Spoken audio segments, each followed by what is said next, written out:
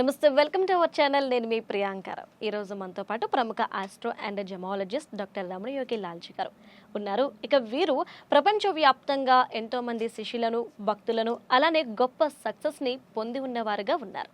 ఇక 9 రోజుల్లో వారి జీవితాల్లో అద్భుతాలు జరిగినట్లు, వారి జీవితాల్లో ఎంతో సంతోషాన్ని నింపుకున్నట్లు వారి భక్తులు చెప్తున్నారు. అంతేకాదండి, 9 రోజుల అద్భుతానికి అధిపతిగా డాక్టర్ రమణయోగి లాల్జీ గారు ఉన్నారు.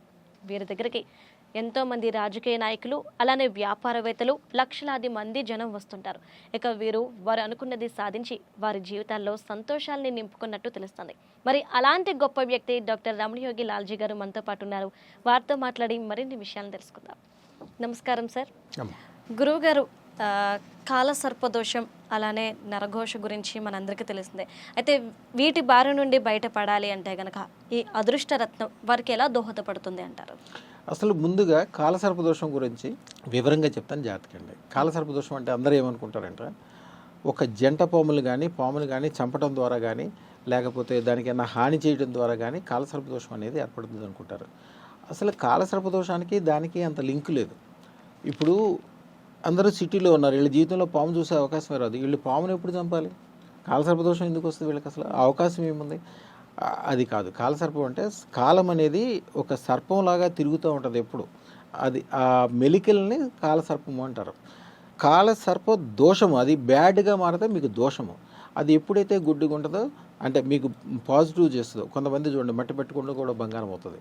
ముఖ్యంగా అదృష్టం పెట్టుకున్న వాళ్ళు ఎవరినైనా చూడండి, వాళ్ళు మట్టి పట్టుకుంటే కూడా బంగారం అవుతుంది. అది కాలసర్ప అదృష్టం. కాలసర్ప అదృష్టం ఎప్పుడైతే ఉంటుందో వాళ్ళకి రోజు ఒక పండగే, ఎక్కడ ఉంటే అక్కడ. ఈ కాలసర్ప దోషం ఎట్లాగే ఏర్పడుతుంది అంటే ఏదో ఒక చెడు విధానం ద్వారా మీరు ఏదైనా ఒక గుళ్ళోంచి బయటకు వచ్చేటప్పుడు ఒక పంతులు గారిని ఏదైనా అనొచ్చు, ఒక అమ్మాయిని ఏదైనా అనొచ్చు, ఒక అబ్బాయిని ఏదో ఒక చిన్న విషయం, స్కూటర్ అడ్డం వచ్చిందని గబుకుని అన్నప్పుడు ఆ టైంలో కనుక గ్రహాలు భాగంగా వాళ్ళు వీళ్ళు మాట్లాడుకున్నప్పుడు ఒక చెడ్డ మాట, ఎవరో ఒకర్లా ఇంట్లో భార్య భర్త అనుకున్న మాట కూడా కావచ్చు, దేవుడి గదిలో నుంచి వస్తా ఒక మాట అనుకోవచ్చు, లేకపోతే ఏదో ఒక సందర్భంలో ఇంట్లో ఈ రోజుల్లో ఇంట్లోనే బాత్రూమ్ ఉంటుంది. ఏదొక రోజుల్లో అట్లా ఉండేది కాదు. ఈ రోజుల్లో ఇంట్లోనే బాత్రూమ్ ఉంటుంది, ఇంట్లోనే పూజ గది ఉంటుంది, ఇంట్లోనే ఇప్పుడు ఆ లేడీస్ ప్రాబ్లం ఉన్నా కూడా ఇంట్లోనే కలుపుకుంటారు. ఇవన్నీ జరుగుతూ ఉంటాయి. ఇవన్నీ కూడా సిస్టమేటిక్గా ఉన్నప్పుడు ఏమవుదు, ఏదైనా కొద్దిగా చెడు జరిగితే ఎమ్మటే గ్రహాల ద్వారా ఇవన్నీ కూడా చెడు ప్రభావం ఏర్పడుతుంది. దాన్నే కాలసర్ప దోషం ఉంటారు. అదే కనపడదు చూడడానికి, ఎందుకంటే రాహు కేతువుల యొక్క ప్రభావం. రాహు అనేది గ్రహం కాదు, కేతువు అనేది గ్రహం కాదు, అది ఛాయాగ్రహాలు, అంటే ఒక నీడ లాంటివి. ఇప్పుడు మీరు చాలా ఆనందంగా ఉన్నారనుకోండి, ఆనందాన్ని మనము ఏమన్నా చూడగలమా? మీ ముఖంలో కనిపిస్తుంది. మీరు విచారం ఉన్నా, ఆనందం ఉన్నా, ధనం ఉన్నా, ఐశ్వర్యం ఉన్నా, మీరు గొప్పతనం ఫీల్ అయినా అవన్నీ కూడా భావనలు. కాలసర్ప దోషము ఎట్లాంటి భావన అంటే చిమ్మ చీకటి, విపరీతమైన చీకటి.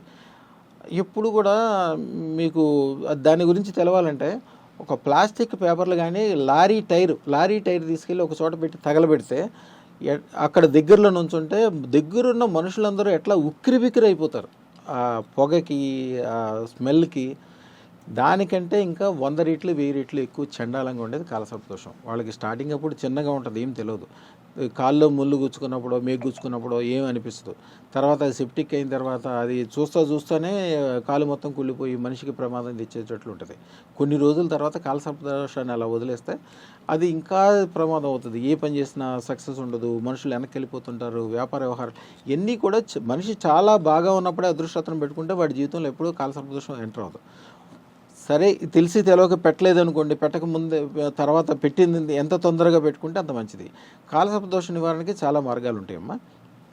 చేతబడి కానీ కాలసర్ప దోషం, చేతబడి అంటే డైరెక్ట్ చేతబడి ఏంటో ఏముండదు. ఎవరికైనా మనిషి మీద ఒకళ్ళు చేతబడి చేసినా, దిష్టి పెట్టినా, ఒక నిమ్మకాయ వేసినా చాలా చిన్న తంత్రాలు ఉంటాయి. తంత్రం చేసేవాడికి చాలా చిన్నదే. ఒక బ్లేడ్ తీసుకొచ్చి ఎవరికైనా మెడకాయ కోసారనుకోండి, బ్లేడ్ 10 పైసలే ఉంటుంది, లేకపోతే రూపాయి ఉంటుంది. రూపాయి బ్లేడ్ పెట్టి కోసిన తర్వాత ఎవరికైనా మెడగొస్తే ఎట్లయితే చనిపోతారో, కాలసర్ప దోషం చేసినా, చెడు చేసినా, ఒక నిమ్మకాయతో ఏదైనా ప్రయోగం చేసినా, శ్మశానం నుంచి తెచ్చిన ఈ కొన్ని వస్తువులు ఉంటాయి, వాటితో ఏదైనా చేసినా కూడా చేసేవాళ్ళకి ఈజీ పనే. కానీ తర్వాత ఎదురుగుండా వాళ్ళు విషం తాగితే ఎట్లా అయిపోతారో వాళ్ళు అట్లా అయిపోతారు అనమాట. కానీ ఆ విషయం తెలుస్తున్నా కూడా వీళ్ళు ఏమీ చేయలేకుండా అచేతనం అయిపోతుంది. ఆ మనుషులు కదలలేరు, మెదలలేరు, సరే తర్వాత చేద్దాం అనుకుంటారు. చెడు జరుగుతున్న విషయం తెలిసిపోద్ది. సరే, ఒక సామాన్యమైన మనుషులు అంటే వేరే విషయము. ఇక్కడ మన పాత బస్తీలో చార్మినార్ దగ్గర కొంతమంది ముస్లిమ్స్ ఉంటారు. వాళ్ళు రాజులు అనమాట, యాక్చువల్గా నవాబులు. వీళ్ళకి డిఎల్ఎఫ్ అనే హైదరాబాద్ దగ్గర కంపెనీ ఉంటుంది. అక్కడ ఎకరము 10 కోట్ల నుంచి 100 కోట్ల వరకు ఖరీదు ఉంటాయి. దాదాపు 5,000 ఎకరాల నుంచి 23,000 ఎకరాల వరకు ఆ ల్యాండ్ అక్కడ ఖాళీగానే ఉంటుంది ఈ రోజుకు. ఇవన్నీ కూడా ఈ ముస్లిమ్స్కి సంబంధించినవి. దానికి ఏమి ఉండదు, వక్త బోర్డు దగ్గరికి వెళ్ళటమో, కోర్టులో కేసు వేసుకోవటమో, మంచి వాళ్ళతో మాట్లాడితే వాళ్ళు తీసుకోగలరు. ఒక్కొక్కటి దగ్గర 25 ఎకరాలు, 30 ఎకరాలు, 50 ఎకరాలు ఉంటుంది. కానీ వీడు ఆ పని చేయడు. ఆఖరికి అంటే వాడి మెమరీ కానీ వాళ్ళ టార్గెట్స్ కానీ చిన్నవి అయిపోతాయి. పెద్ద పెద్ద పనులు చేద్దాము, నేను నా దగ్గరికి వచ్చిన వాళ్ళందరికీ ఏది చెప్తాను, చిన్న చిన్న పనులన్నీ వదిలేసుకోండి, పెద్ద పనులు చేసుకోండి. 100 మందికో 1000 మందికో భోజనం పెట్టే విధంగా, అంటే 10 పని వాళ్ళు నీ దగ్గర ఉండే విధంగా చేసుకోమని చెప్తుంటాను. అందుకే వాళ్ళకి చిన్నగా అయిపోయే ముస్లిమ్స్ ఎవరన్నా కొద్దిగా, ఎవరైతే బిర్యానీ ప్యాకెట్ ఇస్తారో వాళ్ళ వెనకాల తిరగటము, ఎవరైతే కొద్దిగా తాగుడు లాంటి ఏదైనా దుర్వ్యసనాలకు ఇస్తారో వాళ్ళ వెనకాల తిరగటము, రోజుల్లో తిరగటము. అక్కడ వాళ్ళకున్న 30 ఎకరాల ఉన్న చోట వేరే వాళ్ళకు 100 గజాలు ఉంటే చాలు, చాలా కోటేశ్వరుడి కింద లెక్క ఉంటాడు.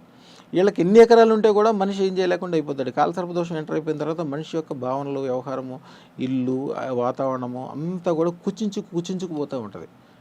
అనారోగ్యం ఏర్పడటము, ఏ పని చేయలేకపోవటము, ఇవన్నీ కూడా అదృష్టరత్నం రాగానే దూరంగా పారిపోతాయి. ఎందుకు పారిపోతాయి అంటే అది ఈ కాలసర్ప దోషాలు కానీ చేతపడలు కానీ కూడా మనిషి విపరీతమైన చీకటిని ఏర్పాటు చేస్తాయి. డిప్రెషన్ అంటారు అదే చీకటి. కానీ అదృష్టరత్నం ఉన్న చోట సూర్యుడి కంటే కూడా 1,000,000 రెట్లు వెలుగు ఉంటుంది.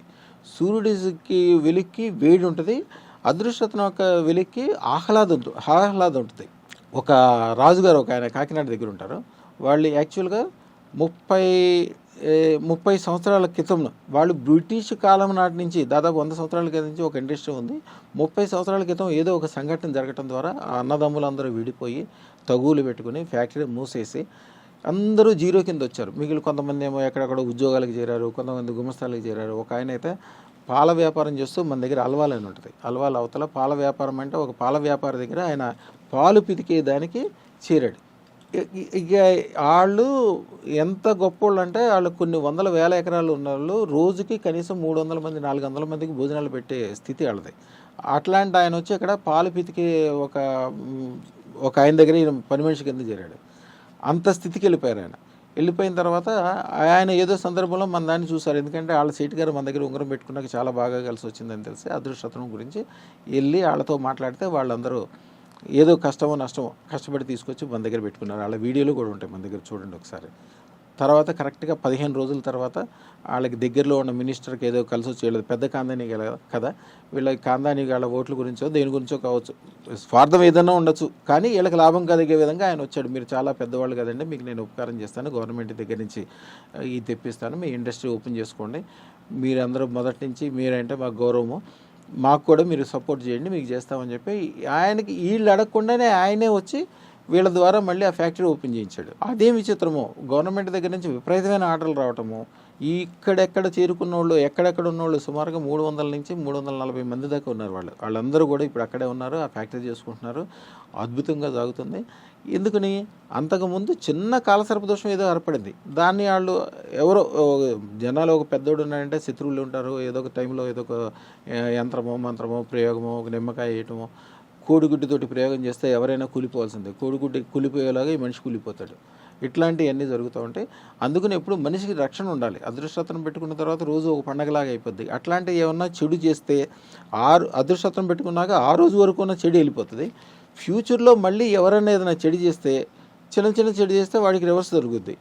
అట్లా కాకుండా ప్రయోగాలు ఏదైనా చేశారనుకోండి, చేసిన వాడికి అమ్మవారు వాడిని 9 గంటల్లోగా 9 అవర్స్లోగా రక్తం కక్కోవటం కానీ, రక్త విరేచనాలు అవ్వటం కానీ, ఎముకలు ఏదైనా యాక్సిడెంట్ జరిగి ఒంట్లో ఎముకలు బయటికి రావటం కానీ, ఏదో ఒక తీవ్రమైన అనారోగ్యమో ఇబ్బందో వాళ్ళకి ఏర్పాటు చేస్తారు. అంటే వీళ్ళకి అప్పుడు కూడా తెలిసిపోద్ది ఎవరు చేశారు, ఎందుకు చేశారు అనేది కూడా తెలిసిపోద్ది. ఎందుకంటే వాళ్ళు చెడు చేయగానే వాళ్ళకే చెడు జరుగుతుంది. ఆ విషయం అది పెద్ద విషయాలు జరుగుతాయి కాబట్టి వీళ్ళకి తెలిసిపోతాయి అనమాట. అదృష్ట రత్నం యొక్క పవర్ ఎట్లా అంటే, మీరు పూజ చేసుకోవటమో, యజ్ఞం చేసుకోవటమో, లేకపోతే ఏదైనా మంత్రగాళ్ళతోటో లేకపోతే తంత్రగాళ్ళతోటి ఏదైనా చేయించుకుంటే దాని యొక్క ఫలితము 19 రోజుల వరకు, 19 గంటల నుంచి 19 రోజుల వరకే దాని శక్తి ఉంటుంది. అంటే మీకు ఒక జనరల్గా ఎవరికైనా షుగర్ జబ్బు ఉందనుకోండి, వాళ్ళు ఈవేళ మందు వేసుకుంటే మళ్ళీ తెల్లారి మళ్ళీ మందు వేసుకోవాల్సిందే. పొద్దున్నే ఒక మనిషి కనుక పొద్దున్నే స్నానం చేశాడు అనుకోండి, సాయంత్రం వరకు మళ్ళీ స్నానం చేయాల్సింది. ఎందుకంటే సాయంత్రం వరకు మళ్ళీ చెమట అనేది పడుతూనే ఉంటుంది. అట్లాగే కాలసర్పదోషం కానీ, చేతపడి కానీ, దాని యొక్క చెడు అనేది ఎప్పుడు వస్తూనే ఉంటుంది వాళ్ళ దగ్గరికి నిరంతరంగా. మీరు ఎంత క్లీన్ చేసుకున్నా, ఎంత పూజ చేసినా, ఎంత యజ్ఞం చేసినా ఒకసారి వచ్చిన తర్వాత మళ్ళీ అది లైఫ్ లాంగ్ మీకే కాకుండా మీరు రాబోయే తరాలకు కూడా ఇబ్బంది చేస్తాయి. మీకు కాలసర్పదోషం ఉంటే మీ మూలానే దోషం ఉందని అనుకోకర్లా. పితృదోషాలు అంటారు. మీ తాత తండ్రులు ఎప్పుడో ఏదో ఇబ్బంది చేసి తప్పు చేయడం వలన వచ్చినది ఈ రోజున మీకు ఎఫెక్ట్ అయి ఉండొచ్చు. మీ గోత్రికులు ఎవరో ఎక్కడో ఏదో విపరీతమైన తప్పు చేస్తే మీ గోత్రికులందరికీ కూడా తప్పు జరగచ్చు. కొంతమంది రక్షించబడతారు, కొంతమంది అదృష్టం ఉందనుకోండి వాళ్ళు మాత్రమే రక్షింపబడతారు, మిగిలిన వాళ్ళందరికీ ఆ చెడు అనేది జరుగుతూ ఉంటుంది. దీని నుంచి పూర్తిగా రక్షణ పొందటానికి ఏకైక అవకాశం అదృష్టత్వం. అదృష్టత్వం ఉన్న చోట మీరు చేయాల్సింది ఏముండదు, ఎందుకంటే అదే ఉన్న చోట విపరీతమైన ఆకర్షణ, ధనాకర్షణ. సూర్యుడు ఉన్న చోట చీకటి ఎంత ప్రయత్నించో కూడా దగ్గరికి ఎట్లలేదో, ఇది ఉన్న చోట చెడు అనేది దగ్గరికి రాదు. అందుచేత అదృష్టత్వం ఉన్న చోట అసలు చేతబడుల గురించి కానీ, కాలసర్పదోషం గురించి కానీ, మీ జాతకంలో ఉండే దోషాల గురించి కానీ ఇంత కూడా ఆలోచన చేయొద్దు. అందుకే మేము ఇప్పుడు 13 సంవత్సరాల వయసు దాటిన వాళ్ళకి మేము జాతకం కూడా చూడం. మీ జాతకం ఎంత చండాలంగా ఉండేవండి. సూర్యుడి కింద నుంచుంటే వెలుగుతో ఎట్లా నిండిపోతారో అదృష్టత్వం పెట్టుకున్నాక అదృష్టంతో, ఐశ్వర్యంతో, ఆనందంతో, ఆహ్లాదంతో నిండిపోతారు అంతే. అది ఎప్పుడో కూడా కాదు, 9 అవర్స్లోనే దాని ప్రభావం మొదలవుతుంది. అంతా మంచి జరుగుతుంది. శుభం భూయాత్, శుభం భూయాత్, శుభం భూయాత్. ధన్యవాదాలు గురుగారు, చాలా చక్కటి విషయాలను తెలియజేశారు మాకు.